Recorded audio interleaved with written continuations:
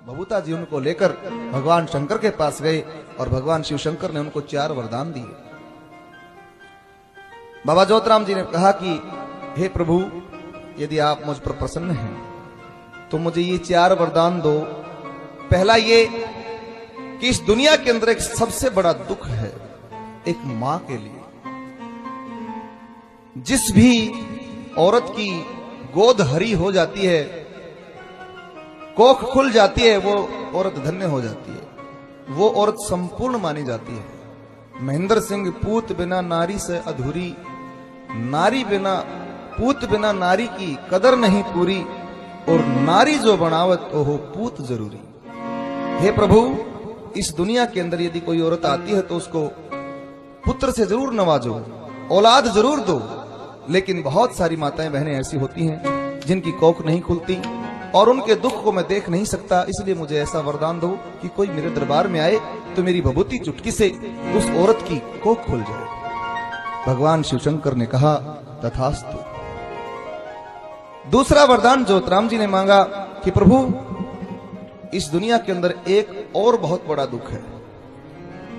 इंसान के आंतरिक दुखों की कमी नहीं है, लेकिन एक गृहस्थ परिवार के अंदर, जिसके अंदर माँ बाप भाई बहन सभी होते हैं, और यदि उस परिवार में कोई आदमी शराब पीता हो, दारू पीता हो, तो वो घर स्वर्ग होते हुए भी नरक हो जाता है, क्योंकि एक शराब 100 बीमारियों की जड़ है। मेरे बाबा, यदि कोई मेरे दरबार में आकर अपनी शराब छुड़वाने के लिए मुझसे प्रार्थना करे तो मेरी भभूति चुटकी से उस इंसान की शराब छूट जाए और उसके घर में खुशियों का आवास हो, निवास हो। भगवान शिव शंकर ने कहा तथास्तु। तीसरा वरदान मांगा कि हे प्रभु, इस दुनिया के अंदर बहुत सारी आत्माएं घूमती हैं, बुरी बुरी आत्माएं। बिना समय के असामयिक मौत यदि किसी की हो जाती है तो वो आत्मा तब तक इस संसार के अंदर विचरण करती रहती है जब तक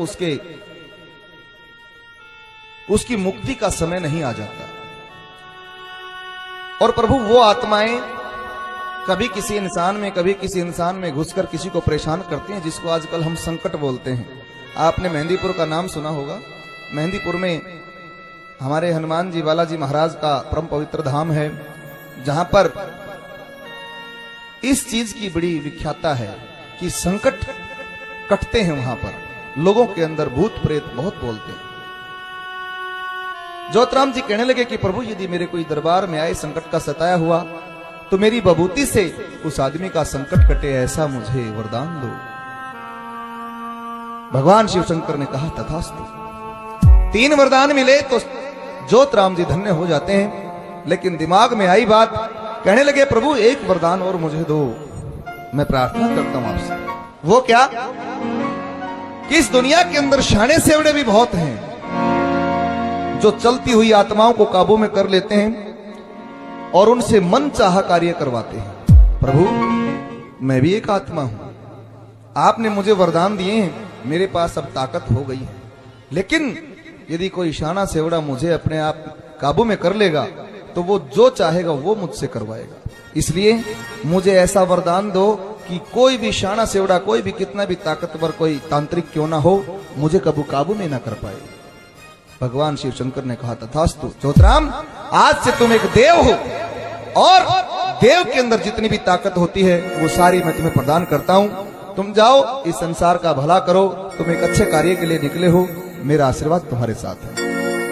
सजनों, ज्योतिराम जी बड़े ही नेक दिल इंसान थे और आज वो एक नेक दिल देव हैं। जो भी इंसान छोटी सी भी अरदास बाबा के चरणों में एक आंसू के साथ लगाता है, बाबा के दरबार में किसी पैसे की जरूरत नहीं, धन दौलत की जरूरत नहीं, किसी भी चीज की आवश्यकता नहीं, आपका एक आंसू काफी है।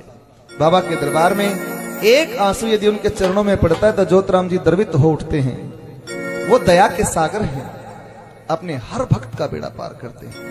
कितना भी बड़ा रोग क्यों ना हो सजनों, ज्योतिराम के दरबार में कैंसर, ब्रेन ट्यूमर, टीबी, भयंकर से भयंकर असाध्य रोगों का निवारण करते हैं ज्योतिराम जी, कोढ़ तक ठीक करते हैं। ये चमत्कार हैं ज्योतिराम जी के, कभी देखना, एक नहीं हजारों में ऐसे आप लोगों को ज्योतराम जी के चमत्कारों के उदाहरण बता सकता हूं कि ज्योतराम जी ने क्या क्या ठीक किया है। किसी आदमी को कैंसर हो और कैंसर बड़े बड़े अमेरिका तक के डॉक्टरों से ठीक नहीं होती, आखिर में आदमी को मरना ही पड़ता है।